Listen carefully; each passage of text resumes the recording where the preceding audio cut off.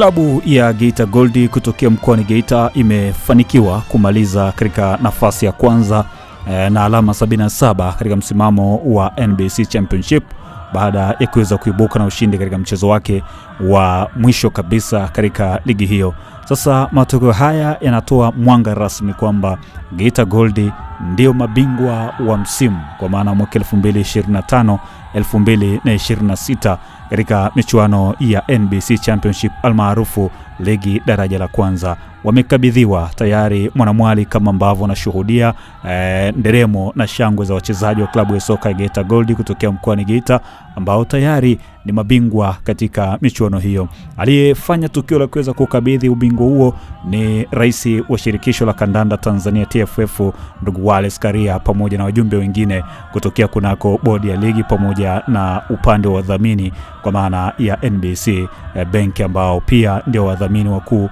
katika ligi ya NBC Championship kama ambavyo wameipa jina hilo. Hizi ni ripoti za Kalam TV Online zikiripoti moja kwa moja kutokea mkoani Geita kile ambacho kimeweza kujiri, na ni shangwe la wachezaji wa klabu ya soka ya Geita Gold baada ya kuweza kuondoka kidedea katika michuano hiyo. Walikuwa wakipambana sana dhidi ya klabu ya soka ya Super Wanankurukumbi Kagera Sukari, lakini hatimaye wameweza kufanikiwa kuondoka na ushindi huo baada ya ushindi mzito, ushindi wa mabao 2-0 dhidi ya klabu ya soka Bigman ambayo imeweza kufungwa goli 2-0. Lakini klabu ya soka ya Kagera Sukari nao wametoka sare dhidi ya klabu ya soka Mbeya Kwanza katika ligi hiyo ya NBC kwa maana mechi za mwisho za hii leo. Sasa ni vyema pia nikakupa update ya kile ambacho kimejiri katika matokeo ya jumla kama ambavyo unashuhudia kwenye runinga yako hapo.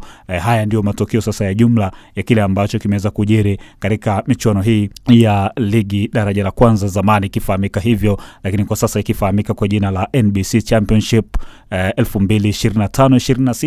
Msimu umefungwa rasmi hii leo. Kinachosubiriwa hivi sasa ni kuona nini ambacho kitajiri pia kwenye ligi kuu. Nani ambaye ataungana pia na KMC ambaye tayari ameshashuka daraja kuja kuungana na timu kama klabu ya soka ya Transticamp ambao wao hawana nafasi ya kucheza playoff, lakini pia Mbuni kutokea Arusha, Ken Gold kutokea mkoani Mbeya, Gunners B19 wanajiita mabeberu wa jiji, lakini pia na TMA ambao hao wamejihakikishia nafasi ya kusalia kwenye ligi hiyo. Sasa klabu ya soka Bigman, Songea United, Stand United na African Sports hawa wanacheza ile playoff ya kuweza kushuka daraja na kuweza kuona nani ambaye atasalia kwenye ligi ya NBC Championship. Hizi ni ripoti za Kalam TV Online. Endelea kubonyeza alama ya subscribe, usisahau pia kucomment na kushare taarifa zetu.